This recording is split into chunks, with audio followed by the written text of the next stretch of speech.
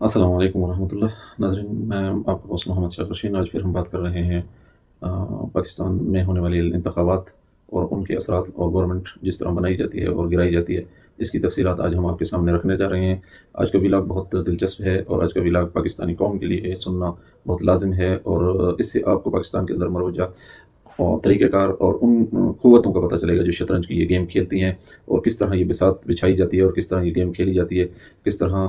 حکومتیں بنائی جاتی ہیں اور کس طرح حکومتیں گرائی جاتی ہیں۔ آج کے ہمارے سیاسی تجزیے سے پاکستانی قوم کو بہت ہی فائدہ ہوگا، اور انشاءاللہ آپ کا ویژن اس معاملے میں بالکل کلیئر ہو جائے گا۔ ناظرین، سب سے پہلی بات یہ ہے کہ پاکستان کے پہلے باقاعدہ جو انتخابات ہوئے تھے وہ جنرل ضیاء الحق کے دور میں LFO کے تحت 1970 میں کرائے گئے۔ ان انتخابات میں جو عوام کی رائے تھی، جو عوامی اکثریت نے جو رائے دی تھی، اس کو مسترد کیا گیا، اور مقتدرہ نے یا طاقتور حلقوں نے اسے تسلیم کرنے سے انکار کر دیا، جس کے نتیجے میں مشرقی پاکستان مغربی پاکستان الگ ہوئے، فسادات ہوئے، ملک ٹوٹ گیا۔ اور ٹھیک یعنی 14 دسمبر 1970 کو ہونے والے الیکشن کے نتائج کو تسلیم نہ کرنے، اور ہٹ درمی سے اور طاقت کے زور پر انہیں نتائج کو تبدیل کرنے، اور اپنی مرضی کے حکومت پاکستان مشرقی اور مغربی پاکستان پر مسلط کرنے کی جو مقتدرہ کی پالیسی تھی، اس کے نتیجے میں پاکستان دو لخت ہو گیا۔ اس میں ذوالفقار علی بھٹو اور جنرل یحییٰ کا بالکل برابر کا کردار تھا۔ وہ کہ بہت سارے دوستوں کو یہ بات پسند نہیں آئے گی، لیکن میرا یہ تجزیہ ہے۔ اگر آپ تاریخ پاکستان کے طالب علم ہونے کی حیثیت سے آپ اس کو دیکھیں تو آپ کو یہ میری بات حقائق میں نظر آئے گی۔ یہ حقیقت پہ مبنی ہے کہ اس وقت اگر ذوالفقار علی بھٹو اس وہاں تم اور یہاں ہم کا نعرہ نہ لگاتے تو پاکستان نہ ٹوٹتا، اور جنرل یحییٰ خان اگر اس وقت تھوڑا سا دانش مندی کا فیصلہ کرتے اور ذوالفقار علی بھٹو کی باتوں میں نہ آتے تو مشرقی پاکستان بنگلہ دیش نہ بنتا۔ ایک سال بعد یعنی کہ 16 دسمبر 1971 کو پاکستان ٹوٹ گیا، اور بنگلہ دیش معرض وجود میں آ گیا۔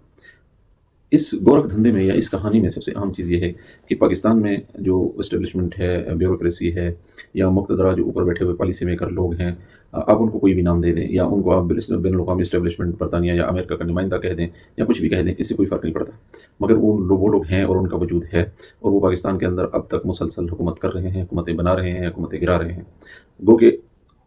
اس بات کو تسلیم نہیں کیا جاتا۔ یہ ایک الگ بات ہے کہ اس بات کو تسلیم نہیں کیا جاتا، مگر یہ روز روشن کی طرح واضح ہے، اور پاکستان کے عوام کو اس چیز کا بخوبی علم ہے۔ پاکستان میں جب بھی الیکشن ہوتے ہیں تو اس کی سب سے پہلی بات یہ کہ ہمیں مختلف پارٹیوں میں تقسیم کر دیا گیا۔ یعنی کہ اگر آپ دیکھیں میدان میں تو مسلم لیگ نون ہے، جو بڑی جماعتیں ہیں، مسلم لیگ نون ہے، مسلم لیگ کاف ہے، مسلم لیگ جس طرح جمعیت علماء اسلام ہے، جمعیت العلماء اسلام کے اندر بھی 3-4 دھڑے ہیں، اسی طرح مسلم لیگ کے اندر بھی 3-4 دھڑے ہیں، اس طرح پاکستان پیپلز پارٹی کے اندر بھی 1-2 دھڑے ہیں، اس طرح MQM ہے، اس طرح اور بہت ساری جماعتیں جو ہیں پاکستان میں مقامی طور پر، جیسے کہ بلوچستان میں پشتونخوا ہے، پشتونخوا ملی عوامی پارٹی ہے، اور نیشنل پشتونخوا نیشنل عوامی پارٹی ہے، اور جماعت اسلامی ہے، اور اس طرح کی بہت ساری پارٹیاں معروض وجود میں آئی۔ پاکستان کے قوانین کے مطابق کوئی بھی شخص سیاسی پارٹی بنا سکتا ہے، الیکشن لڑ سکتا ہے، انتخابات میں حصہ لے سکتا ہے، مگر اس پارٹی بازی یا اس تقسیم در تقسیم سے جو یہ پارٹیاں بنی، یا تو مذہب کے نام پہ بنی، یا لسانیت کے نام پہ بنی، یا قومی سیاست کے نام پہ بنی، ان کی اس اکثریت کی وجہ سے ہمیں ایک بہت بڑا نقصان ہوا، جو جمہوری نقصان ہے۔ اور وہ جمہوری نقصان ہمیں یہ ہوا کہ آپ ذرا اس بات پہ غور کریں کہ اگر ایک حلقے میں انتخابات ہو رہے ہیں اور وہاں پر 10 پارٹیاں کے ممبران کھڑے ہیں، یا 15 پارٹیوں کے ممبران کھڑے ہیں، ان میں آزاد ممبران بھی ہوتے ہیں، اگر کسی ایک علاقے کے اندر فار ایگزامپل ہم لے لیں کہ 10,000 یا 1 لاکھ یا 2 لاکھ یا 4 لاکھ، جیسے کہ ہمارے بلوچستان میں ووٹ کی تعداد بہت کم ہے، رقبہ ہمارے پاس بڑا ہے مگر ووٹ کی تعداد بہت کم ہے، تو اگر ہمارے پاس 4 لاکھ ووٹ ہیں ایک علاقے میں، اور 4 لاکھ ووٹوں پہ صوبائی اسمبلی کے حلقے کے لیے 10 ممبران میدان میں ہیں، تو ٹرن آؤٹ جو ہے ووٹوں کا وہ ہوتا ہے تقریباً 30%، 35%، اس سے زیادہ نہیں ہوتا۔ تو یہ جو 4 لاکھ ووٹ ہے، اس 4 لاکھ ووٹ سے 35% ٹرن آؤٹ کا مطلب یہ ہوگا کہ 70% یا 65% افراد جو ہے وہ ووٹ کاسٹ نہیں کرتے، یا وہ ان کو ووٹوں میں دلچسپی نہیں ہے، یا وہ ووٹ کاسٹ کرنا ہی نہیں چاہتے۔ اب جو بقایا 35% لوگ ہیں انہوں نے ووٹ ڈالا ہے، تو ان ووٹوں کو آپ ان 10-15 ممبرس کے اندر تقسیم کر دیں،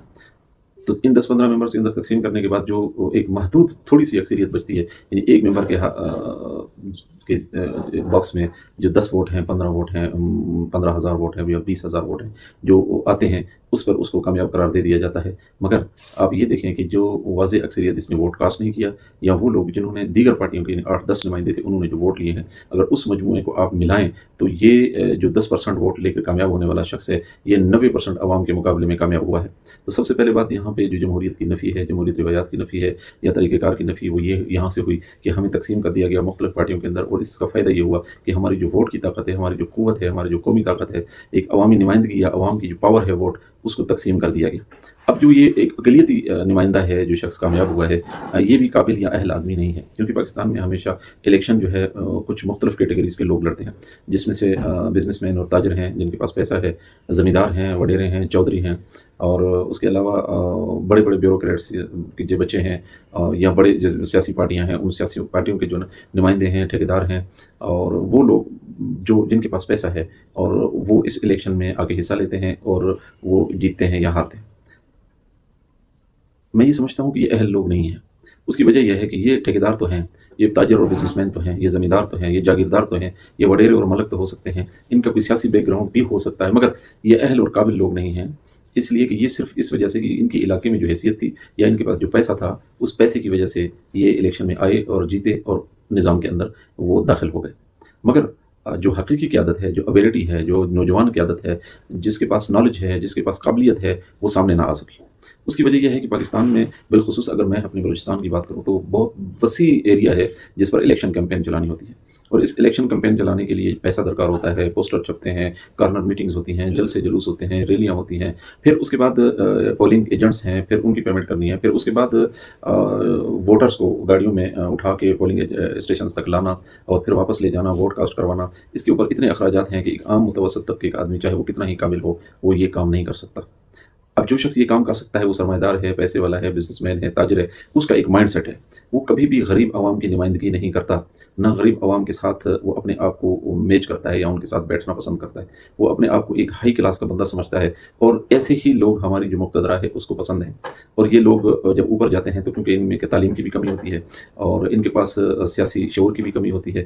قومی شعور کی بھی کمی ہوتی ہے، اور بین الاقوامی معاملات کو بھی یہ نہیں سمجھتے۔ اور پاکستان کے اندر سب سے بڑی بدقسمتی یہ ہے کہ اگر آپ دیکھیں کہ کلرک کو سلیکشن کے لیے جو ہے نا ایک کرائٹیریا موجود ہے، اور وہ طریقہ کار موجود ہے، کانسٹیبل کی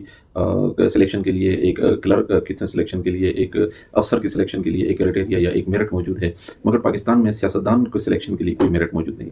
وڈیرا ہے، جاگیردار ہے، نواب ہے، بزنس مین ہے، تاجر ہے، پڑھا لکھا ہے، نہیں ہے، جیسا بھی ہے، انگوٹھا چھاپ ہے، مگر پیسہ ہے اس کے پاس، الیکشن کیمپین وہ کر سکتا ہے، لڑ سکتا ہے، مقتدرہ کی مرضی پہ چل سکتا ہے، اور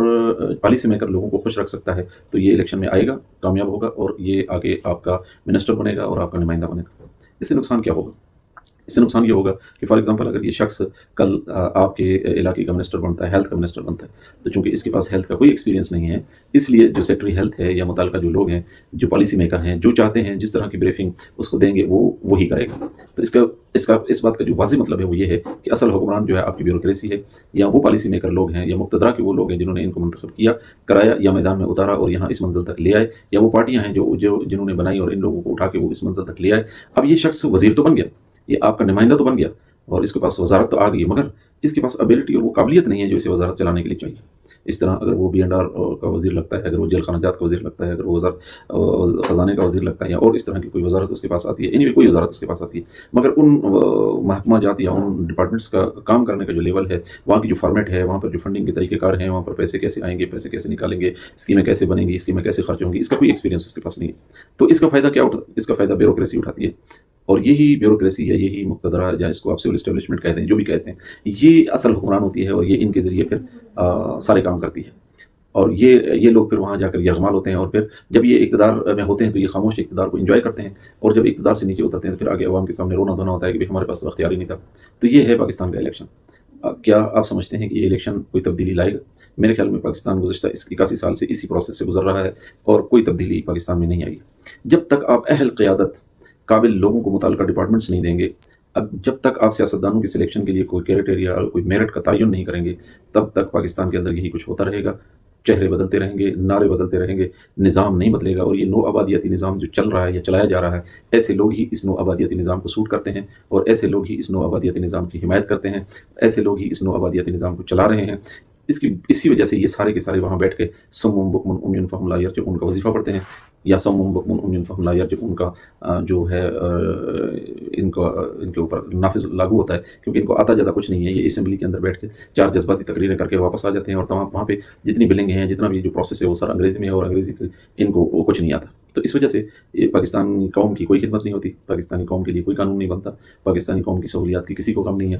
لوگ منتخب ہوتے ہیں، اپنے اقتدار کو انجوائے کرتے ہیں، 5 سال کے بعد واپس آ جاتے ہیں. بیوروکریسی اپنے اقتدار کو انجوائے کرتی ہے، اپنے مفادات کو حاصل کرتی ہے، پیسہ بنایا جاتا ہے، کرپشن کی جاتی ہے، کھایا جاتا ہے، اور واپس عوام کے پاس آ جاتے ہیں ایک نئے نعرے کے ساتھ، ایک نئے ڈرامے کے ساتھ. یہ پاکستان کا حال ہے. تو پاکستان کے ان مسائل کا حل میرے نزدیک ایک ہی ہے کہ پاکستان کا جو آئین پاکستان کے نمائندوں نے بنایا ہے، اس آئین کو مکمل طور پر نافذ کیا جائے. کیونکہ اگر پاکستان کا وہ آئین مکمل طور پر نافذ ہو جائے تو نو آبادیتی یہ نظام ختم ہو جائے گا. عدلیہ آئین کے ماتحت آ جائے گی، قانون کے تمام ادارے آئین اور قانون کے ماتحت ہو جائیں گے. وہ حکم حاکم کی بجائے قانون کے ماتحت ہو کر کام کریں گے،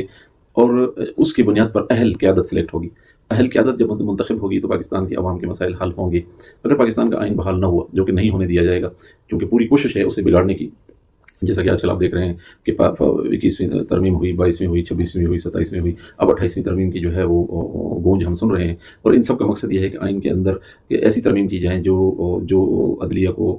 جو آزادی دیتی ہے اسے ختم کرے، جو اداروں کو پابند کرتی ہے کہ وہ سیاست میں مداخلت نہ کریں اسے ختم کیا جائے، اور جو آئین قانون اور اداروں کو اس بات پہ پابند کرتی ہے کہ وہ قانون کی پاسداری کریں، وہ آئین جو پاکستان میں اسلامی نظام کے خلاف کوئی ترمیم کرنے نہیں دیتا، ایسی چیزوں کو ختم کیا جائے تاکہ مکمل کنٹرول ان لوگوں کے پاس رہے جو 81 سال سے 80 سال سے اس ملک پر حکومت کر رہے ہیں. مگر چونکہ اب سوشل میڈیا کا دور ہے اور عوام میں یہ شعور آ گیا ہے، ان کی تمام ہتھ کنڈوں کے باوجود بھی پاکستانی عوام اب یہ فیصلہ کر چکی ہے کہ ہم نے اس نو آبادیاتی نظام کو گرانا ہے، ہم نے پاکستان کے اندر آئین کو مکمل بحال کرنا ہے، اور ہم ایسے نمائندوں کو لے آئیں گے جو پاکستان کی تمام اداروں کو آئینی حدود کے اندر لے جائیں. جس ادارے کے لیے آئین نے جو حدود متعین کی ہیں، تمام ادارے اس حدود کے اندر رہ کر قائم کریں. اگر پاکستانی عوام یا پاکستانی عوام کی منتخب کردہ قیادت یہ سب کچھ کرنے میں کامیاب ہو گئی تو پاکستانی عوام کے مسائل انشاءاللہ ختم ہو جائیں گے، اور پاکستان دن دگنی اور رات چگنی ترقی کرے گا. اگر ہم ایسا کرنے میں ناکام رہے اور اسٹیبلشمنٹ، بیوروکریسی یا مقتدرہ یا جو بھی آپ ان کو نام دے دیں، یا وہ پالیسی میکر یا وہ لوگ جو اقتدار کو انجوائے کر رہے ہیں، یا وہ جاگیردارانہ نظام، سرمایہ دارانہ نظام جو نو آبادیاتی نظام کے تحت یہ کام کر رہا ہے، وہ قائم رہا اور قوم ناکام ہوگی تو پھر قوم کے مسائل کبھی ختم نہیں ہوں گے، اور یہ سلسلہ آگے چلتا رہے گا.